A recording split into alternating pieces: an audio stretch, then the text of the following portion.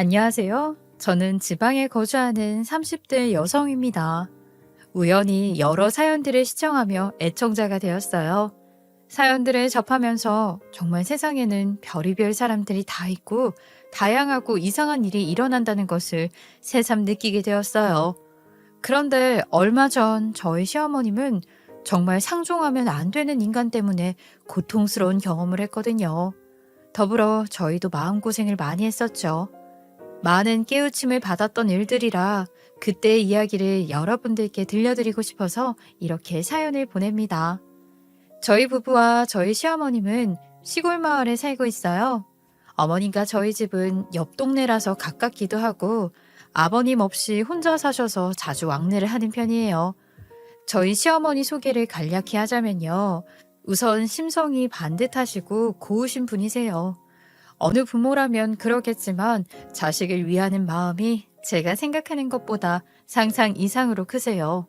제가 며느리이지만 어머님은 저를 똑같이 자식으로 생각하시고 대해주세요. 저희 남편을 대하는 것처럼 저도 귀하게 아껴주시죠. 매일 일하는 며느리 힘들다고 반찬을 해주시는 것뿐만 아니라 아이를 낳았을 때는 매일 새벽부터 오셔서 아이를 돌봐주셨어요. 그렇게 오시면 빨래, 청소, 요리까지 다 해주시고 정말 짱이죠. 게다가 제가 시댁에 가면 저는 누워만 있게 하곤 어머님은 제 입에 뭐라도 넣어주시려고 분주하세요. 그리고 저는 이것저것 별의별 이야기를 어머님께 다 이야기하거든요. 그런데 어머님은 자식들 힘들까봐, 짐이 될까봐 속마음도 잘 이야기하지 않으세요. 속이 시꺼멓게 타도 답답해 터질 것 같아도 어머님은 속으로 본인 혼자 삭히시고 해결하시는 분이세요. 저희가 든든하지 못해서 못 믿어서 어머님이 저희한테 속마음을 얘기하지 않으시는 걸까 싶었어요.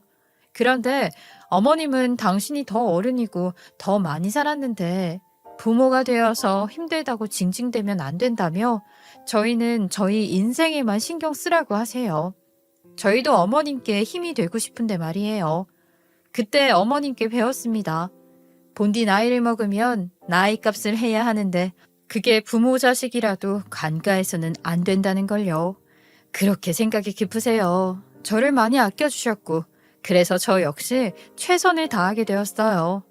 그래서 그렇게 찾기 힘들다는 좋은 고부 사이로 지낼 수 있었던 것 같아요. 어머님은 거의 80세이세요. 아버님이 몇 년 전에 돌아가셨고요. 아버님의 장례를 치르고 얼마 지나지 않아 어머님 무릎이 안 좋아서 수술을 하셨어요. 연세가 있으셔서 회복이 더뎌 병원에 오랫동안 계셨고요. 퇴원해서도 몸조리를 위해 집에만 계시는 날이 많았어요. 그러다 언제부터 적적하신지 노인정에서 시간을 보내다 오시더라고요. 저는 몰랐는데요. 요즘은 노인정에서 70세도 어린 편이라고 하대요. 그래서 어머님이 그 전에는 노인정에 못 가셨다가 용기를 내서 가셨는데 가보니까 동네 할머니, 할아버지들이 다 있어서 깜짝 놀랐대요. 70세가 막내라니 씁쓸하면서도 재밌다고 느꼈습니다. 어머님이 노인정에 다니시면서 초반에는 친구들도 많이 만나고 다양한 프로그램을 많이 하셔서 재미있다고 여러 번 이야기하셨어요. 노인정에서 윷놀이를 했는데 세상에 뭐가 계속 나와서 7대 0으로 이긴 거야. 그런데 또 했거든? 어떻게 됐는 줄 알아? 아이 또 7대 0으로 이긴 거 있지. 얼마나 웃었다고. 진 팀은 억울하다며 화를 버럭버럭 냈어.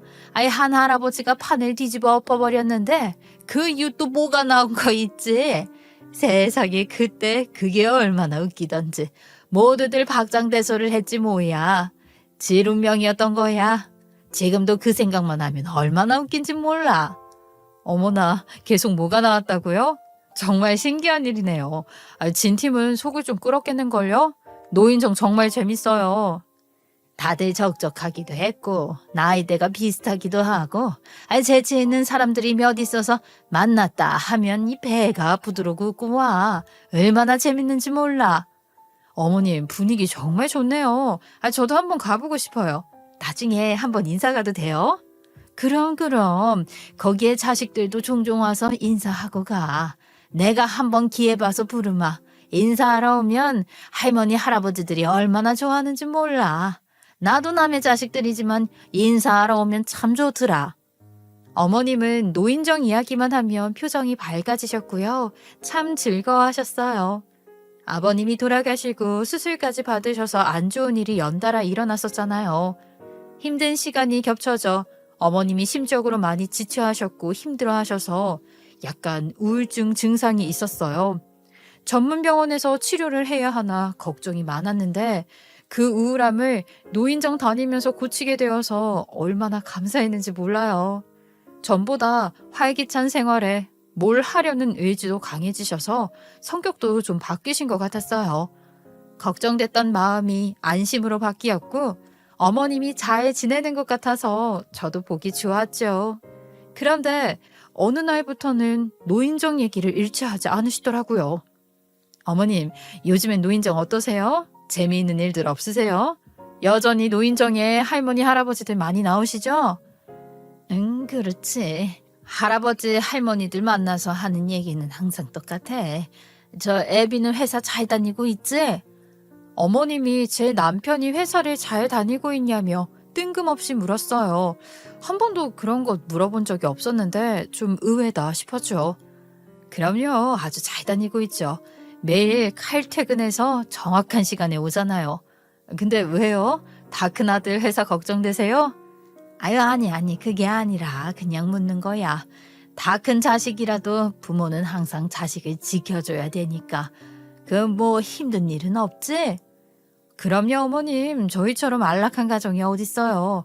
일찍 오는 아빠가 애들과 놀아주고 숙제 봐주고 저도 일하고 집안일하고 그래요. 어머님은 건강하시면 저희는 아무 걱정이 없어요. 그렇구나. 아유, 그럼 다행이지. 내 걱정은 안 해도 돼. 나는 아무 일 없다. 탈이도 괜찮고. 너네만 잘 살면 나도 아무 걱정 없다. 그게 내 소원이야. 뭔가 말하지 않은 무언가가 있다고 생각이 들었지만 무슨 일 있냐고 물어도 어머님은 별 말씀 없으셨어요. 노인정에 간 초반과는 달리 시간이 지날수록 좀 생기가 떨어지긴 했어요. 그전에는 꽤나 노인정이 재미있었다고 했었기 때문에 별 생각 없이 저도 지냈거든요. 그저 일상에 익숙해지셨기 때문이라고 여기고 대수롭지 않게 넘겼습니다. 그리고 그때쯤부터 어머님이 저한테 소소하게 부탁하는 일이 생기게 되었어요.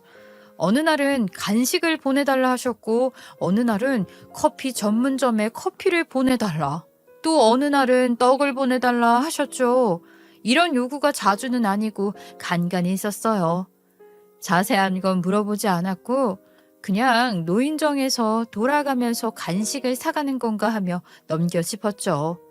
큰 돈이 드는 항목도 아니고 저도 일하는 사람이라 가져다 드리진 못해서 항상 배달로 보내드렸기에 힘이 드는 일도 아니었어요. 그저 노인정에서 잘 생활하기만 바랄 뿐이었습니다. 그런데 일이 있던 그날도 어머님이 저에게 요구를 하셨어요. 이번에는 과일을 보내달라고 하셨어요. 그게 근데 좀 많았어요. 여름이라 수박, 참외, 자두, 복숭아 골고루 부탁을 하셨죠. 그날 때마침 제가 쉬는 날이기도 하고 어머님 댁에 TV도 고장났다고 해서 둘러봐야 하긴 했거든요. 그래서 이번에는 제가 과일을 들고 직접 배달을 갔습니다. 어르신들 입맛이 까다로워서 일부러 시내에 있는 맛있는 과일집으로 갔어요. 그 중에서도 제일 좋은 곳으로 엄선해서 사왔죠. 다른 데보다 더 비싸게 주고 샀어요. 그래도 그동안 어머님이 저에게 베풀어 주셨던 거 이렇게나마 조금이라도 갚을 수 있다고 생각하며 기쁜 마음으로 임했습니다. 그리고 그것들을 힘들게 들고 갔었죠. 수박, 참외 이런 거 다 무거운 것들이잖아요. 저는 차도 없어서 대중교통을 이용해야 하는데 버스도 몇 번 갈아타고 겨우 어머님이 사는 마을 근처에 도착했습니다. 저는 어머님께 말은 하진 않았지만 이참에 어르신들께 인사도 드리려고 계획했어요. 또 며느리가 못나면 우리 어머님 기가 안 살까봐 일부러 화장도 하고 예쁜 옷도 입고 갔는데 이미 도착도 하기 전에 땀으로 범벅이 되었죠. 팔이 떨어지게 장바구니 들고 겨우겨우 노인정 근처에 왔어요. 그런데 노인정 할아버지들이 다 나와 있는 게 아니겠어요. 이 더운 날 밖에서 한숨을 푹푹 쉬시며 서성거리시는 게 좀 이상하다 싶었지만 과일을 배달하려고 노인정으로 들어갔어요. 그런데 문을 여는 순간 착 하는 소리가 나는 게 아니겠어요. 제가 문을 열자 송씨 할머니가 벼락같이 화를 냈어요. 보니까 저희 어머님과 다른 할머니 한 명이 무릎을 꿇고 있더라고요. 어떠한 방어도 하지 않은 채 송씨 할머니의 손찌검을 가만히 당하고만 있으셨어요. 다른 할머니들은 서서 그걸 보고만 계셨고요. 송씨 할머니는 어머님께 이야기 많이 들어서 알고는 있었습니다. 노인정에 총무이셨고요. 단체 활동 사진에서 종종 봤기에 단번에 누군지 알아봤어요. 누구야? 누가 문 열었어? 아무도 들어오지 말라니까. 넌 뭐야? 뭔데 맘대로 여길 들어와? 저는 어머님이 당하는 것을 직접 보자 눈이 뒤집혀서 손에 들은 것들을 떨어뜨리고 바로 들어가 저희 어머님부터 살폈습니다. 어머님 괜찮으세요? 무슨 일이에요? 아니 왜 어머님이 이러고 있으세요? 이것 보세요. 저기요. 저희 어머님한테 뭐 하는 짓이에요? 왜 무슨 이유로요? 애미야, 네가 여기를 어떻게 왔어? 오늘 회자 가는 날 아니니? 난 괜찮아. 어서 가, 어서. 뺨이 새빨갛게 달아오른 어머님은 저에게 못 볼 꼴을 보여준 것 마냥 어쩔 줄 몰라 했고요. 공격을 한 송씨 할머니가 아닌 저를 말리셨어요. 아, 며느리야? 여기 외부인 함부로 들어오면 안 되니까. 아이, 나가. 여기가 어디라고 함부로 들어와. 나가. 이것 보세요. 당신이 송씨 할머니죠? 당신 왜 우리 어머님 치는 거예요? 여기 있는 사람들도 다 봤고 저도 봤어요. 이거 형사소송감인 거 아시죠? 나이 들었다고 제가 가만히 있을 줄 아세요?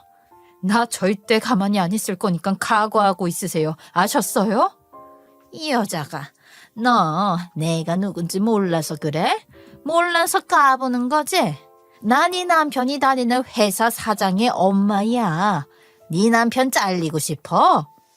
애미야, 그만해라. 나는 괜찮아.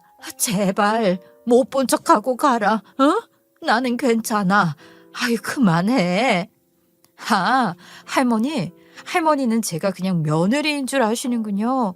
아들한테 전화해 보세요. 제가 누구인지. 저는 그 송씨 할머니한테 바락바락 대들었고요. 송씨 할머니도 지지 않고 계속 저를 무시했어요. 온 힘을 다해 따지고 있는 저를 어머님은 등을 떠밀어 밖으로 나오게 했어요. 악을 쓰고 버텼지만 어쩔 수 없이 나오게 되었습니다. 저는 도저히 분이 풀리지 않아 씩씩거리며 다시 노인정으로 들어가려고 했는데요. 어머님이 강력하게 말리셔서 하는 수 없이 어머님 집으로 갔어요. 그리고 어머님을 잡고 울었지요. 어머님, 무슨 일이에요? 왜 가만히 당하고만 있었어요? 왜요, 왜? 무슨 일이에요, 도대체? 아니, 무슨 일이 있어도 그렇지? 사람을 해치는 게 말이나 돼요? 저는 절대 그냥 넘어갈 수 없어요. 화가 나서 견딜 수 없는 저와는 다르게 얼굴이 부은 저희 시어머님은 아무런 말씀이 없으셨어요. 어머님은 한없이 축 처진 어깨를 하시곤 그저 한숨만 쉬실 뿐이었어요. 어머님은 항상 이러시는 편이에요.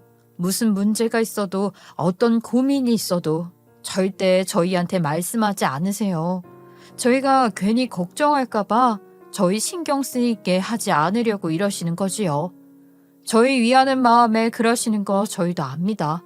하지만 이 일은 그냥 넘어갈 수가 없는 일이잖아요. 분하고 화가 나서 저는 주체할 수 없는데 당사자는 그냥 가만히 견딜 뿐이니 속이 터져서 눈물만 주룩주룩 흘렀어요. 어머님은 저를 다독이실 뿐 아무 말도 하지 않으셨습니다. 제가 더 따지러 간다고 하자 그저 안절부절하시며 못하게 하시더라고요. 저는 무슨 일이 있었는지 꼭 알아내야 됐기 때문에 저도 물러서지 않았죠. 어머님, 제가 누군지 몰라요? 어머님이 무슨 일을 했다고 해도 저는 어머님 편이고요. 제가 다 해결할 수 있어요. 그러니까 저한테 다 말씀하세요. 아니야, 혜미야. 내가 잘못해서 그런 거야. 오늘 일 잊어라. 애비한테도 절대 말하지 말고. 아니요, 어머님. 이건 있을 수 없는 일이에요. 이건 해결해야 하는 일이라고요. 저는 꼭 무슨 일인지 알아야 하니까 어머님이 말씀하세요. 저 어머님이 말씀하실 때까지 집에도 안 가고 회사도 안 갈 거예요. 어머님은 한숨만 쉬시곤 한없이 우울한 표정을 지으셨어요. 그 모습에 걱정이 더 커지기 시작했습니다. 제가 무슨 일이 있었는지 살짝 떠보기도 하고 어머님께 화를 내기도 했지만 어머님은 아무 말씀하지 않으셨어요. 그때 어머님과 함께 무릎을 꿇고 송씨 할머니에게 당했던 할머니가 저희 집에 오셨어요. 제가 온지 모르고 마당에서부터 큰 소리로 말씀하시며 집 안으로 들어오셨어요. 형님, 우리 무슨 수를 써야 되는 거 아닙니까? 아이고, 며느리가 와 있었나 보네요. 나중에 다시 올게요. 아니에요. 여기로 들어오세요. 저랑 같이 얘기해요. 저한테도 말씀을 해주세요. 도대체 무슨 일이 있었어요? 아니야, 자네. 돌아가. 집에 갔다가 내일 와. 애미야, 너도 얼른 가거라. 날이 어두워지고 있어. 가서 애들 밥 해줘야지. 어머니, 저 안 간다니까요? 어머님이 말씀해 주시기 전까지 저 안 갈 거예요. 그러니까 말씀해 주세요. 도대체 무슨 일이길래 이렇게 쉬쉬하세요? 네?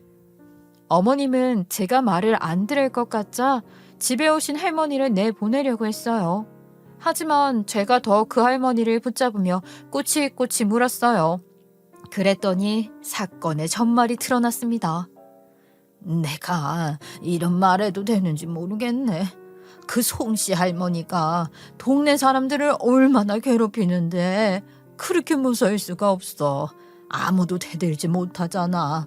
내가 서러워서 살 수가 없어. 왜요? 왜 못 대들어요? 그 할머니가 뭔데 아무도 대들지 못해요. 그 할머니 뭐 대단한 사람이에요? 이렇게 막 나가는데 왜 아무도 말을 못하고 당하기만 하세요? 그 인간 아들이 저기 저 공장 사장이야. 다들 거기에 자식들이 일하고 있고 그 송씨 건드렸다가 자식들에게 불똥이 튈까봐 아무도 말 못하는 거지. 아니, 말도 안 돼요. 그래서 이렇게 막 나가도 아무 말 못한다고요?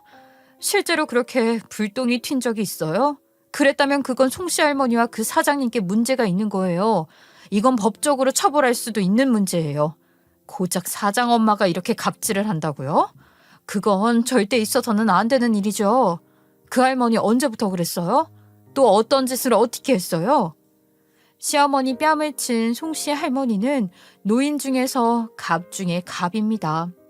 송씨 할머니 아들은 조그만 이 시골 지역에서 가장 큰 공장을 운영하고 있고요.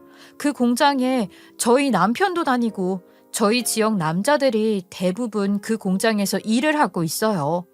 이 지역을 먹여 살린다고 해도 과언이 아닐 정도로 지역 발전에 힘쓰고 있는 공장이죠. 송씨 할머니는 자기 아들이 그 공장 사장이니까 자기 아들만 믿고 엄청나게 갑질을 한 거예요. 저희 어머님한테는 왜 그런 거예요? 저희 어머님이 뭘 그렇게 그분의 심기를 나쁘게 했다고 손찌검까지 하시는 거냐고요. 집에 오신 할머니는 저희 어머님 눈치를 살피기 시작했어요. 저는 그 할머니가 입을 다무시면 무슨 일이 있었는지 알 수 없어지기에 그 할머니 손을 꼭 잡고 간절한 표정을 지었습니다. 그랬더니 서서히 입을 여셨어요.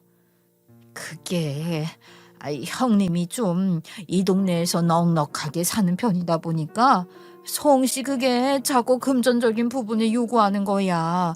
어떤 날은 간식 사오라고 해서 그 간식은 송씨 할머니 이름으로 고아원에 기부하고 시청에 좋은 일이 있을 때 갖다 주려고 떡 해오라고 하고 오늘도 어디에 줘야 한다고 과일을 사오라고 하는 거야. 돈 쓰고 남 좋은 일 시킨 거야. 네? 뭐라고요? 아니, 어떻게 그럴 수가 있어요? 남의 돈으로 기부라니요. 사람의 얼굴로 어떻게 이런 식으로 사람을 괴롭혀요? 제일 심한 건 상납금이야, 상납금. 다달이 그 송씨한테 온 마을 사람들이 돈을 줘야 해. 집안 사정에 따라 책정해줬는데 적게는 몇만 원부터 많으면 50만 원까지 상납을 하고 있어. 말도 안 돼요. 상납을 해야 한다고요? 그 할머니 무슨 깡패예요? 사람들 괴롭히는 것도 모자라서 돈까지 뜯는다고요? 그 돈 말이야. 상납을 안 하면 아들들을 말이야 공장에서 자르게 할 거라고 얼마나 으름장을 냈는데 다들 자식들 걱정에 무리해서라도 그 할마씨한테 돈을 주는 거야.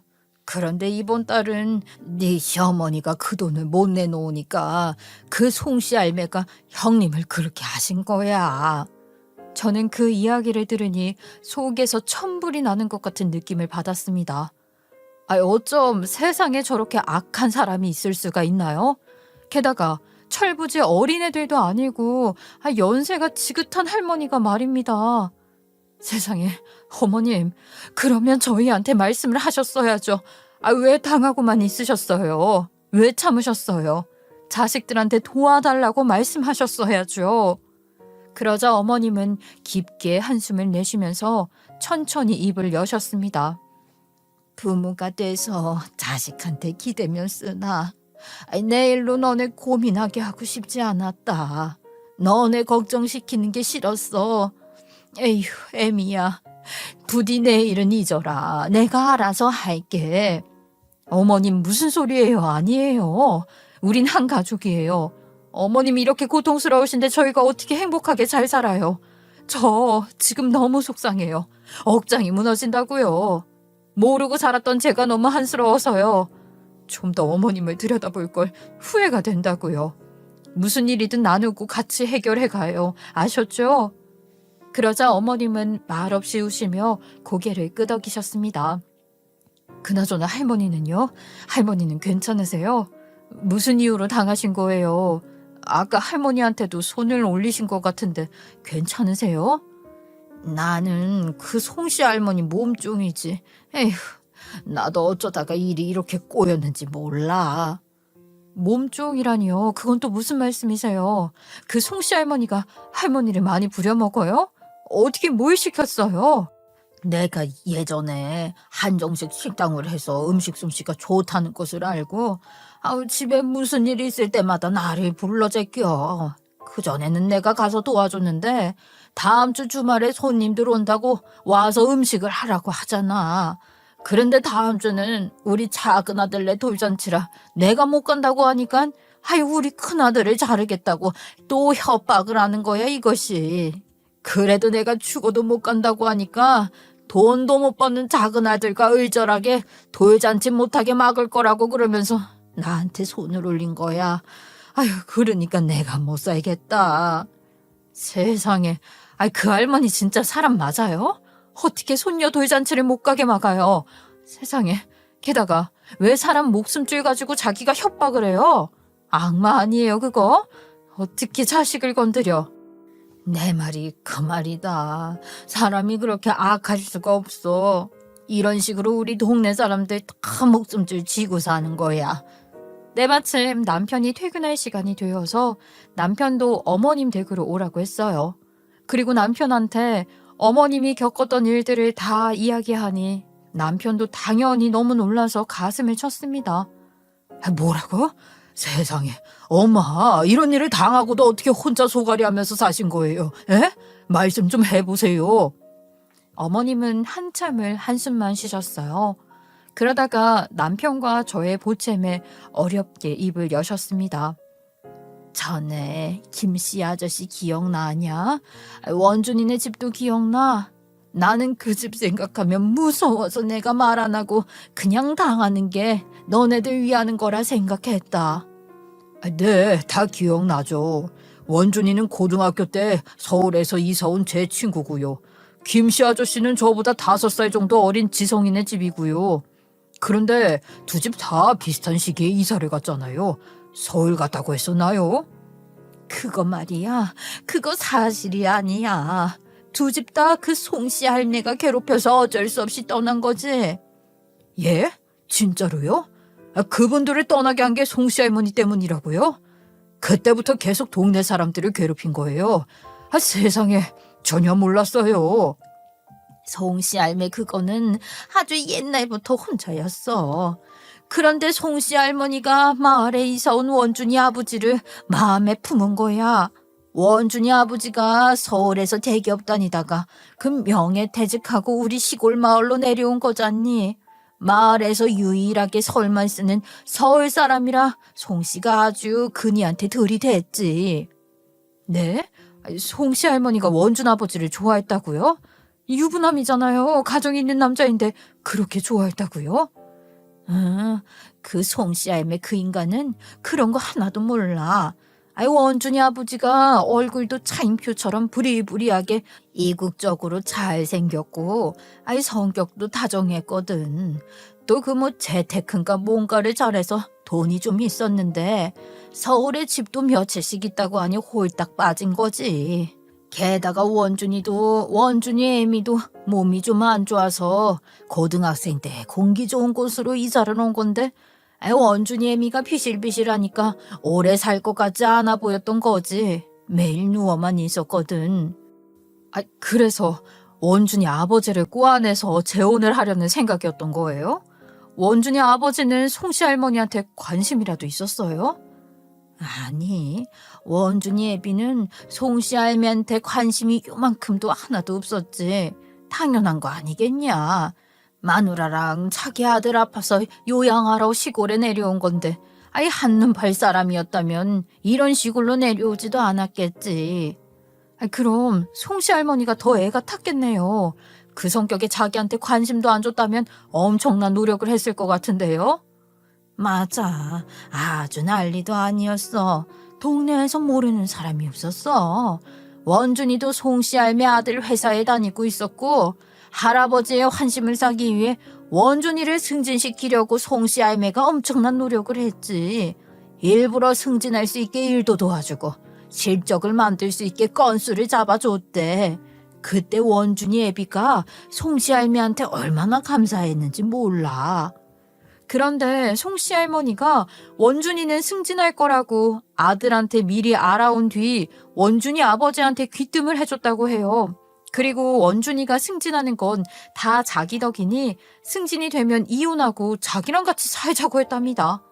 하지만 애처가인 원준이 아버지는 송씨 할머니의 고백을 딱 잘라 싫다고 했고요. 자신을 거절한 게 화가 난 송씨 할머니는 뒤늦게 원준이의 승진을 방해하려고 했지만 이미 정해진 터라 바꿀 수는 없었다고 해요. 원준이만 승진하고 좋은 일이 된 거죠. 그 무렵 김씨 아저씨라는 동네 아저씨가 자신의 외아들인 지성이를 송씨 할머니한테 입사 부탁했다고 해요. 송씨 할머니는 어렵게 경비 자리를 알아봐 주었는데 일자리를 알아봐 주고 그 대가로 그들을 조종하려 했다고 합니다. 지성이 그지 만들고 싶지 않으면 내가 시키는 대로 해야 해. 내 말 한마디면 지성이 잘릴 수가 있어. 지성이 시켜서 원준이 모함받게 일을 꾸며보라고 해. 내 말 잘 알아들었지? 하지만 김씨 아저씨는 자식 시켜서 그런 일은 못하겠다고 했대요. 지성이는 영문도 모른 채 일을 그만두게 되었고요. 둘은 다른 일자리를 찾아 마을을 떠났다고 합니다. 그런데 떠나면서 원준이 아버지한테 송씨 할머니가 원준이를 노린다고 조심하라고 알려줬다고 합니다. 가족이 그 무엇보다 중요했던 원준이 아버지는 송씨 할머니가 무슨 일을 꼭 꾸밀 것 같아 감당하기에는 힘들 것 같아서 모든 일을 다 관두고 이사를 갔다고 해요. 그래서 그 송씨 할매가 너희들한테까지 무슨 해코지를 하지 않을까 싶어서 가만히 있던 거야. 내 말 못 들은 걸로 해라. 저 인간 사람 아니야. 악마야 악마. 무슨 짓을 할지 몰라. 어머님, 자식 있는 사람이 제일 무서워하는 사람이 누군지 아세요? 바로 자식이에요. 제가 송씨 할머니가 제일 무서워하는 사람 잘 알거든요. 이 사건 제가 해결하겠습니다. 반드시 어머님 앞에 송씨 할머니가 무릎 꿇고 빌게 할게요. 아니 며느라, 네가 무슨 힘이 있다고. 아서라, 내일은 내가 알아서 할게. 너희들은 그만 돌아가 봐. 아니 어머님, 저 그렇게 할 수 있어요. 저 믿고 기다려 주시겠어요? 내일 당장 그 할머니, 어머님께 사과시킬게요. 여기서 반전 같은 사실 하나 말씀드릴게요. 사실 저는 제가 사는 지역의 공무원입니다. 제가 맡은 일이 환경 부분이라 공장에서 폐수와 매연이 나오기 때문에 그 공장 사장은 제 관리 감독이 제일 무서운 상황이었죠. 송씨 할머니 아들인, 즉 우리 남편의 사장은 송씨 할머니와 다르게 엄청 착한 사람이에요. 제가 1년에 몇 번씩 현장에 나가서 현장 측정을 해요. 그 때문에 사장님은 제 눈치를 정말 많이 보거든요. 제가 이런 일을 하자 사장님은 제 심기를 살피며 저희 남편한테까지도 참 잘해주고요. 심지어 사장님 와이프도 저한테 엄청 공을 들이는 상황이죠. 본의 아니게 제가 대접을 받고 있는 상황인데요.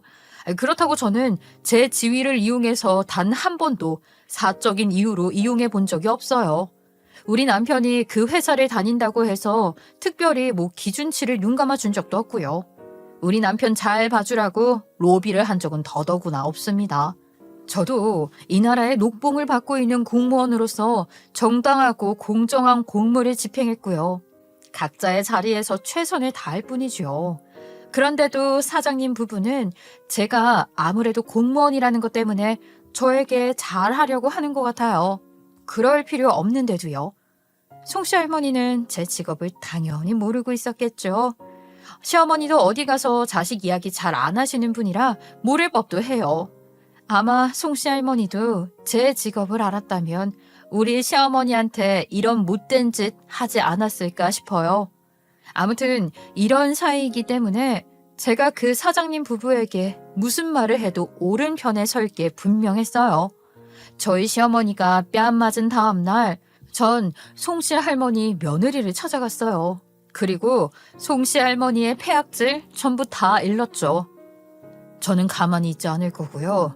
저희 어머니한테 손 올린 거, 지속적으로 갈취한 거, 그뿐만 아니라 동네 할머니 할아버지들한테 했던 모든 일들 제가 싹 다 조사해서 전부 다 고소할 거예요. 제가 한다면 하는 사람인 거 아시죠? 저 지금 단단히 화가 났고요. 각오하시는 게 좋을 거예요. 아이고 세상에. 당연하죠. 물론 그러시는 게 당연합니다. 그 전에 제가 먼저 저희 시어머니를 손봐야겠습니다. 내가 시어머니를 그냥. 그 사장 와이프는 저보다 더 자신의 시어머니가 한 만행에 화를 냈어요.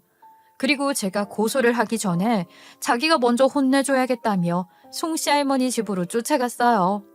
며느리분은 집안에서 며느리 입김이 센지 송씨 할머니는 자신의 집에 찾아온 며느리의 표정만 보고도 겁을 먹대요. 며느리 입에서 자신이 했던 만행이 줄줄이 나오자 놀라 나자빠지더라고요. 아이고 며느라, 그걸 어떻게 한 거야? 내가 일부러 그런 게 아니라 내가 다 설명할게. 나 그냥 장난으로 그런 거야. 그거 다 장난이야. 그걸 말이라고 하는 거예요? 그게 변명이에요? 어디 나이 80 가까이 먹고 할 짓이 없어서 노인들을 상대로 양아치 짓을 하고 다녀요. 어디서 그런 추악한 짓을 배워와서 이러는 거예요? 예? 왜 아들 며느리 얼굴에 먹칠을 하고 다녀요? 왜요? 왜? 예, 며느라. 내가 다 설명할게. 내가 다 설명할 수 있어. 나는 그냥 장난으로 한 건데. 진짜야, 믿어줘. 장난으로 사람을 쳐요? 장난으로 돈을 걷냐고요, 어머니? 장난으로 사람 부려먹고 장난으로 사람 함부로 대하냐고요. 저는 어머님이 너무 싫어요. 저희가 진작부터 어머님과 연 끊고 살고 싶었다고 했었죠. 매일같이 우셔서 그나마 옆에 계시라고 한 건데 이제라도 어머님께 모든 지원을 다 끊고 살 거니까 그런 줄 아세요? 앞으로 저희 찾아오지도 마세요. 아셨어요? 알고 보니 송씨 할머니는 아들 며느리를 엄청 무서워하더라고요.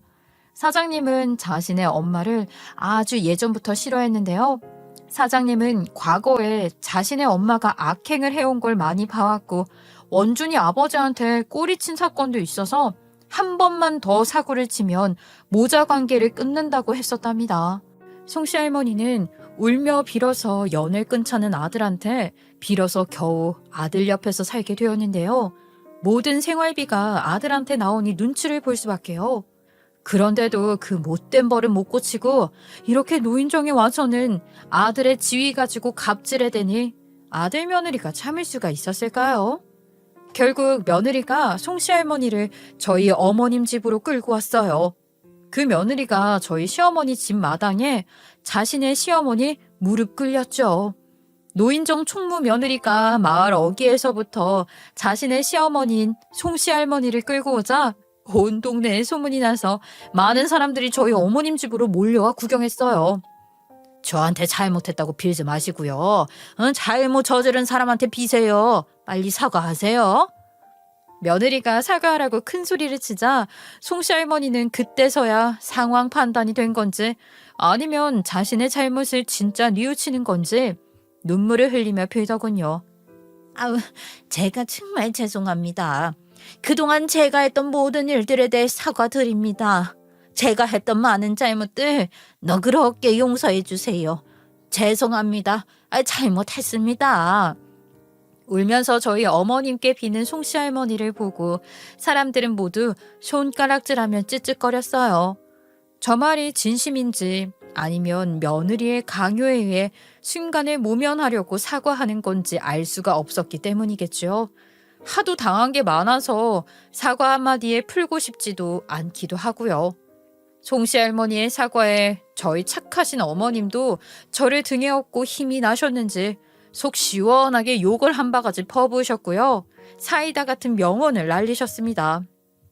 자식 키우는 사람이 다른 집 자식 건들면 그 죄가 다 자기 자식한테 돌아가는 걸 모르나.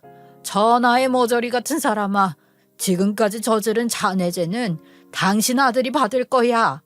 송씨 할머니는 큰 깨달음을 얻은 것 같은 표정을 짓고 덜덜 떠셨어요. 저는 저희 시어머님이 저렇게 말씀하실 줄은 꿈에도 몰랐어요. 그동안 얼마나 참고 계셨는지 안 봐도 비디오였죠. 저희 어머님은 다 자식을 위해서 참고 계셨던 거예요. 이런 게 부모 마음이겠죠? 저도 부모지만 시어머니의 모정을 보고 다시 한번 깨닫게 된 계기였습니다. 하지만 이 정도로는 저희 어머님뿐만 아니라 이 동네 할머니, 할아버지들이 당한 분이 풀리지 않았어요. 저도 참지 않았죠.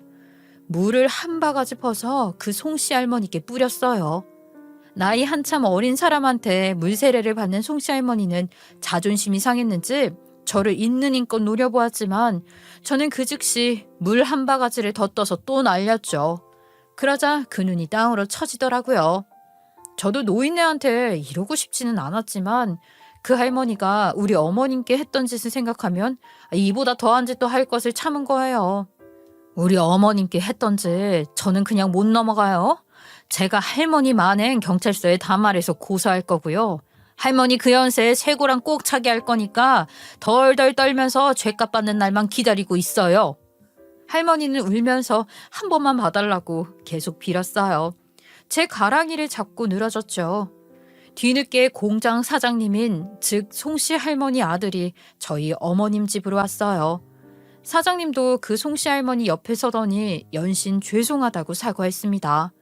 송씨 할머니는 아들이 사람들한테 사과를 하자 더 가슴 아프게 울었어요. 어머님이 말씀하셨던 부모의 죄를 자식이 대신 받고 있는 모습이었습니다. 그리고 사장님이 의외의 말씀을 하시더라고요. 저희 어머님이 했던 수많은 나쁜 짓들 사과드립니다. 자식으로서 어머니를 더 잘 돌봤어야 했는데 정말 죄송합니다. 마음 풀릴 때까지 화내시고요. 고소하셔도 좋습니다. 그래서 저희 어머니 벌 받게 하셨으면 합니다. 또다시 사람들이 수군거렸어요. 아들이 부모의 잘못을 용서해달라고 비는 게 아니라 벌을 받게 하라니 충격적인 발언이었죠. 그리고 사장님이 송씨 할머니한테 묻더군요. 어머니, 그런데 도대체 다른 할머니들한테 돈을 왜 뺏은 거예요? 제가 그렇게 많은 생활비를 드리는데 무슨 돈이 그렇게 필요한 거예요? 할머니가 혼자 살면 그 돈이면 충분히 쓰고도 넘치는데 그 돈 다 어떻게 하신 거냐고요? 아유, 네가 준 돈은 내가 생활비로 썼지. 따로 거둔 돈은 내가 쓸 때가 좀 있었어. 지금 은행에 전화해서 계좌 조회하면 다 나와요. 그러니까 바른 대로 말하세요. 아유, 어디에 좀 보냈어. 누가 돈이 필요하다고 하길래 내가 좀 후원을 해줬어. 거기가 어딘데요? 예? 누가 돈이 필요하대요? 돈 한 푼 못 버는 노인네한테 누가 돈을 그렇게 많이 달라고 하냐고요? 그 보이스피싱 아니에요? 지금 말하지 않으면 저도 바로 은행에 전화합니다. 송씨 할머니는 아들 눈치를 보고 머뭇거렸어요. 분명히 말 못할 사정이 있는 게 확실했어요. 그리고 그 입에서 나오는 말은 꽤나 충격적이었습니다. 아휴, 미안하다, 아들아. 내가 사실은 다른 자식이 있어. 그 아들이 필요하다고 해서 나도 어쩔 수 없이 그런 거야. 알고 보니 송씨 할머니가 자기 식구들 모르게 애를 하나 몰래 낳았던 거예요. 전 속으로 생각했죠. 아, 저 할머니는 진짜 아주 남자 없이는 못 사는 사람이라는 걸요. 사장님 아버지가 돌아가시자마자 다른 남자를 만나서 결혼을 약속했는데 도망갔다고 합니다. 그런데 알고 보니 뱃속엔 애가 있었다고 해요. 애가 생겼으니 어쩔 수 없이 낳았는데 키울 수가 없어서 고아원에 맡기고 자주 들여다봤다고 해요. 그런데 그 자식이 어릴 때부터 깡패짓 하고 다녔고 막장 인생 살다가 지금은 또 교도소에 수감되었다고요. 교도소 안에서 필요하다고 매달 영치금 넣으라고 요구를 했대요. 돈을 안 보낼 경우 친아들한테 자신의 존재를 알리겠다고 하며 해코지를 했다고 하고요. 아주 그 어머니의 그 아들이라는 말이 딱이에요. 동네에서 양아치짓 하고 다니는 할머니가 교도소에 수감된 깡패 아들 있다고 하니 사람들은 충격을 받았어요. 간신히 멘탈을 잡아온 사장님도 더 이상은 자신의 어머니를 감당할 수 없는지 모두가 보는 앞에서 선언했습니다. 정말 어머니는 감당할 수 없는 사람이네요. 그래서 제 돈도 그 자식한테 갖다 줬나요? 예? 동네에서 자식 얼굴 생각하지도 않고 못된 짓 해서 모은 구린 돈까지 그 자식한테 바친 거예요. 대단하십니다. 아니야, 네 돈은 안 들어갔어. 네 돈은 내가 썼고 다른 돈만 넣은 거야. 그게 달라요? 그게 다른 돈이냐고요? 그럼 뭐 달라져요? 어머님 언제 정신 차리실 거예요? 미안하다. 미안해. 내가 정말로 생각이 짧았어. 나도 급한 마음에 너를 잘 키우고 싶은 마음에 그런 거야. 됐고요. 저 여러분 드릴 말씀이 있습니다. 저는 이 시간 이후부터 저희 어머니와 의절합니다. 저희 어머님께 당하셨던 모든 분들 저희 어머니 고소하세요. 저는 저희 어머니 절대 도와주지 않을 거고요. 혹여나 어머니가 돌아가신다 해도 저는 장례를 치르지 않을 것입니다. 교도소에 있는 그 새끼 보고 와서 장례 치르라고 하세요. 그리고 여러분들께 약속드립니다. 마을에서 저희 회사에 근무하시는 자녀분들 많으시죠? 저는 절대 저희 어머니 입김에 인사이동을 한 적도 없고요. 아예 앞으로도 하지 않을 것입니다.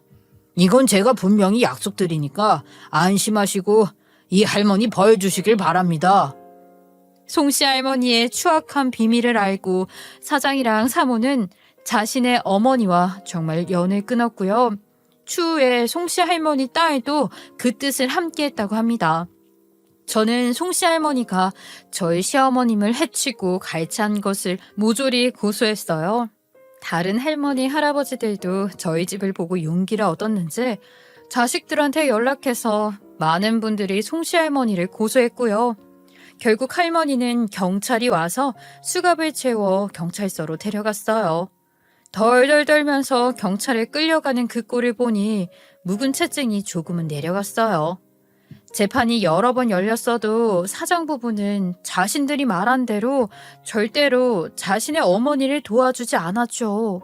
송씨 할머니는 법의 심판을 받게 되고요. 다들 합의해주지도 않고 합의를 해준다고 해도 합의금을 마련하지 못해서 수감이 되셨어요.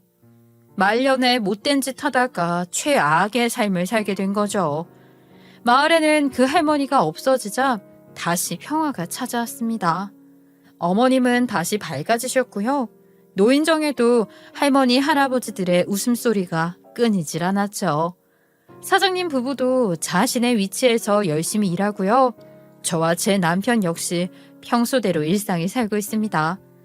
이제 두 번 다시 보지 않겠지만 악행은 반드시 자신에게 돌아온다는 걸 송씨 할머니도 깨달았으면 좋겠습니다. 저의 이야기는 여기까지고요. 저의 긴 이야기 들어주셔서 감사합니다.